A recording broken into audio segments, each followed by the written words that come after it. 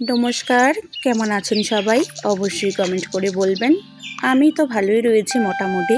তো আজকে আবারও সকাল থেকে একটা ব্লগ শুরু করছি। ছোটদের ভালোবাসা ও বড়দের প্রণাম জানিয়ে শুরু করছি আজকের দিনটি। তো এই দেখো, আগের দিন একটা গোলাপ ফুল ছিল আর আজকে দুটো গোলাপ ফুল। তবে এই গোলাপ ফুলটা মনে হয় ফোটার আগে নষ্ট হয়ে যাবে। আর এই যে লাল ফুলটা, এটা লালও নয়, সেরকম কীরকম যেন কালারটা, একটু দেখে নাও। তো কত সুন্দর, পুরো গাছ একবারে জুড়ে ফুটবে ফুলটা। চারিদিকে কিন্তু ফুলের কলি চলে এসেছে। আর এদিকে আমার এই তারা ফুলটা, এটাকে আমি তারা ফুল বলছি, আসল নাম জানি না। দেখো কত সুন্দর করে এর আগে কিন্তু ফুটেছিল, তবে পুরনো হয়ে যাওয়ার ফলে যা কেমন জানি ঝরে ঝরে গেছে। আর এই ফুলটা দেখো অসাধারণ ফুটেছে। যে যে পুজো দেয় সবাই এখান থেকে নিয়ে যায়।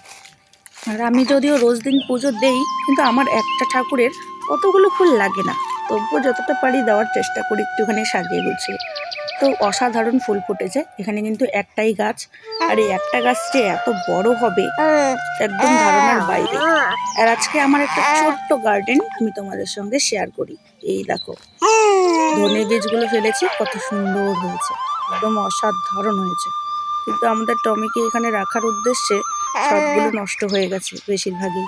এদিকে দেখো লাফা শাকগুলো এখানে এলোমেলো করে এখানে একটু ওখানে একটু করে গজেছে, আর ছোট্ট ছোট্ট করে আবার হচ্ছে। আর এখানে আমি ফুলকপি গাছ লাগিয়েছিলাম, যেটা হবে হবে মনে হচ্ছে। আর এদিকে তো পটলটা তোমরা আগের থেকেই জানো। আর এদিকে হচ্ছে 2 রকমের লঙ্কার গাছ কয়েকটা লাগিয়েছি।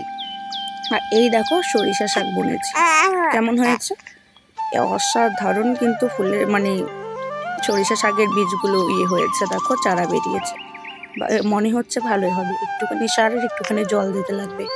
আর এদিকে দেখো আমার বেগুন গাছটা, অসাধারণ বেগুন, একদম লম্বা লম্বা, কত সুন্দর সুন্দর হয়েছে দেখো।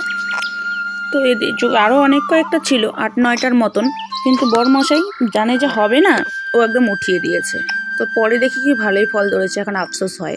আর মাম্মামকে নিয়ে যেহেতু আমি ভিডিওগুলো করছিলাম, তখন মাম্মামে কিন্তু অনেক কথা বলছে।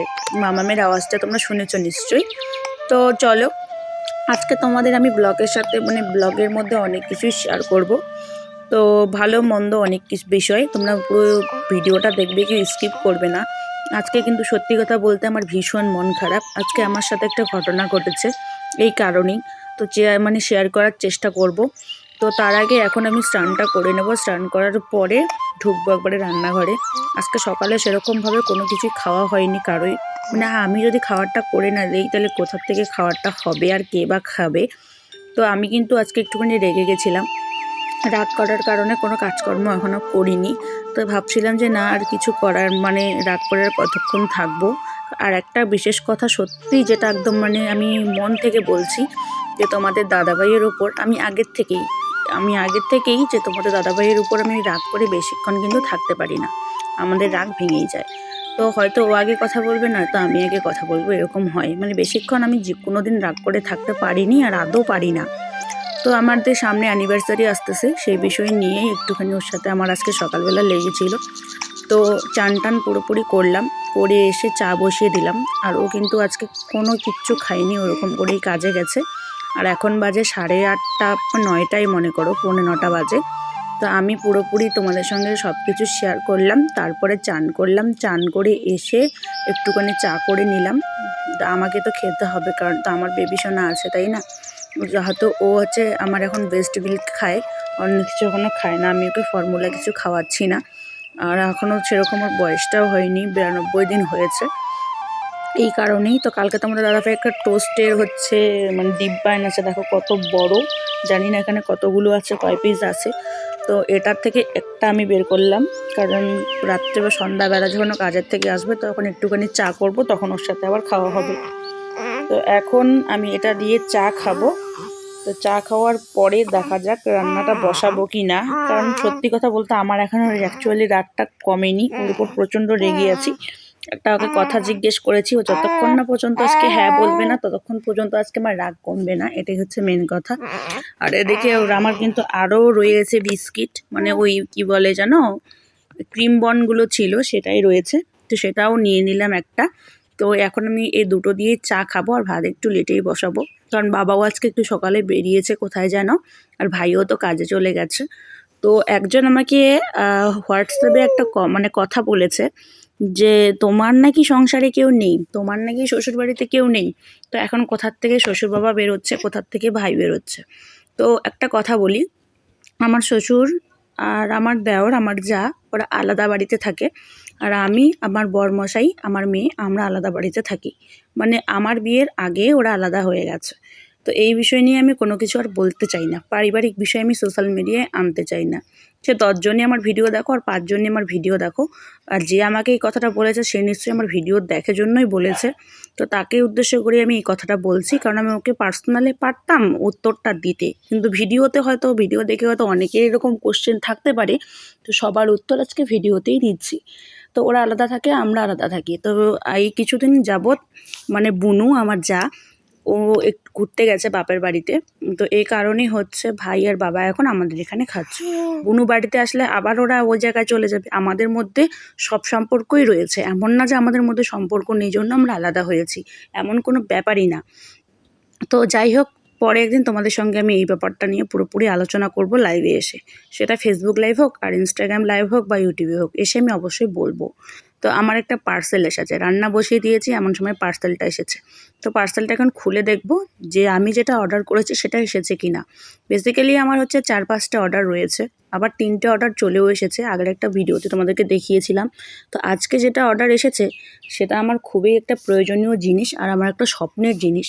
একটু একটু করে আমি তিলে তিলে স্বপ্নগুলো পূরণ করার চেষ্টা করছি, আর আমার খুবই একটা দরকারি জিনিস। তোমরা জানো অনেকেই যে আমার ক্যামেরা ধরার মতন কেউ নেই, আমি এখানে সেখানে ফোন রেখে মানে ভিডিও করি, আর ফোনটাও আমার খারাপ।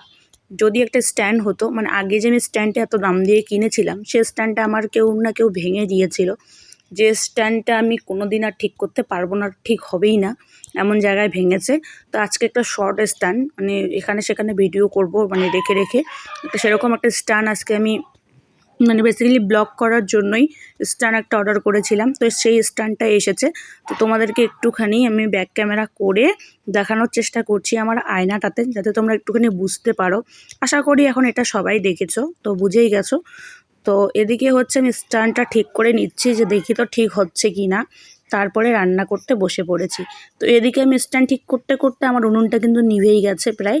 তো এদিকে আমি কবি ঘন্টটা বসিয়ে দিয়ে গিয়েছিলাম। তো এখন আমি এটাই রান্না করছি, আরও কিছু বানাবো, সেটা আমি তোমাদের সঙ্গে অবশ্যই শেয়ার করব। আর ডাল একটা ভাজি, তার মধ্যে ডিম রয়েছে আর মাছ রয়েছে, আর এদিকে কবি ঘন্টটা বানাবো। তোমাদের দাদাভাই খাওয়া দাওয়া করেনি, আর বাবাও হয়তো কিছুক্ষণের মধ্যে চলে আসবে। আমি অবশ্য ফোনও করে নিয়েছিলাম, বললো 2-1 ঘন্টার মধ্যেই আসছি। আর আমার এই যে ডিব্বাগুলা অনেকটা হাফ হাফ হয়ে গেছে, কারণ মাসের শেষে সব শেষ হয়ে যায়, তবুও কিছুটা রয়েছে। মাসের শুরুতে আবার বাজার করবে তোমাদের দাদাভাই, আমাদের বাজার যেহেতু মাসকি হিসাবেই হয়। তো সেরকম কিছু আর তোমাদের সঙ্গে কী শেয়ার করব, একটু একটু করে স্বপ্নের ঘর, মানে স্বপ্নের ঘর এখনও হয়নি, স্বপ্নের সংসারটা শুরু করছি। যাবতীয় আমাদের হচ্ছে 12টা মাস চলছে বিয়ের। তো এদিকে দেখো 3 রকমের ডাল রয়েছে, তারপরে ময়দা রয়েছে, তারপরে হচ্ছে চিনির চা পাতা থেকে হলুদ লবণ যা থাকে সেগুলোই রয়েছে। আর এদিকে আমাদের ঝুড়ি ভর্তি শাকসবজি রয়েছে। আর এদিকে আমি উনুনে করছি রান্না। সত্যি এর থেকে সুখের সংসার আর কি হতে পারে। টক মিষ্টি ঝাল নিয়েই তো একটা সংসার হয়, তাই না? তো এটা আমি মানি। এমনটা কোনোদিন হতেই পারে না যে কারো সংসারে বা স্বামী স্ত্রী ঝামেলাঝাটি হয় না, সবারই হয়। দুঃখজনক ঘটনা বলতে, আমাদের যে টুকটুকি ছিল, তোমরা আগের দুটো ব্লগে দেখেছো যে টুকটুকি কীরকমভাবে রান্নাঘরে ঢুকে খাচ্ছে। হঠাৎ 4টার পর থেকে টুকটুকিকে আর পাওয়া যাচ্ছে না, জানি না টুকটুকি কোথায় চলে গেছে। তো চারিদিকে লাইট দিয়ে খোঁজাখুঁজি করা হচ্ছে, সন্ধ্যা হয়ে গেছে, তবুও আমি ভেবেছিলাম হয়তো বাড়ি ফিরে আসবে, কিন্তু এখনও আসছে না। এর জন্য সবারই মন খারাপ, আর সবাই খোঁজাখুঁজি করছে। সত্যি আর কিছু বলার নেই, আর আমি কিছু বলবো না, প্রচণ্ড মন খারাপ। আমরা ঘরে মেয়েকে নিয়ে আছি, আর বাইরে সবাই খোঁজাখুঁজি করছে। তো যাই হোক বন্ধুরা, এখন বাজে রাত 8টা, আর আমরা অনেক খোঁজাখুঁজি করলাম, টুকটুকিকে কিন্তু পেলাম না। তোমাদের দাদাভাই তো এখনও বাড়ি আসেনি, এখনও খোঁজাখুঁজি করছে। তো আমি কিন্তু আমার মেয়েকে নিয়ে শুয়ে পড়েছি, তোমাদের দাদাভাই একটু পরেই চলে আসবে। বাইরে প্রচণ্ড কুয়াশা। রাতের রান্নাটা হয়ে গেছে, কিন্তু খাওয়া দাওয়া আজকে সেরকম কারো হবে না, কারণ সবারই মন মেজাজ খারাপ। তো যাই হোক, দেখা যাক কাল সকালটা হোক পাওয়া যায় কি না। খোঁজখবর তো করছি, সবাইকে বলেছি কেউ দেখলে যাতে আমাদেরকে একটুখানি খবর দেয়। তো যতই যাই হোক, বাড়ির পোশাকটা জিনিস হারালে যে কীরকম লাগে সেটা যার হারায় সেই বোঝে। তো আজকের মতো ভিডিওটা এখানে শেষ করছি। ভিডিওটা কেমন হয়েছে অবশ্যই কিন্তু কমেন্ট করে জানাবে। আর যদি ভালো লাগে তাহলে অবশ্যই একটা লাইক, একটা কমেন্ট আর একটুখানি মানে শেয়ার, সাবস্ক্রাইব করে আমার পাশে থেকো। তো চলো দেখা হচ্ছে নতুন কোনো ভিডিওতে, নতুন কোনো ব্লগে। ততক্ষণে সবাই ভালো থেকো, সুস্থ থেকো। আর একটুখানি প্রে করে দিও যাতে টুকটুকি বাড়িতে ফিরে আসে। তো চলো।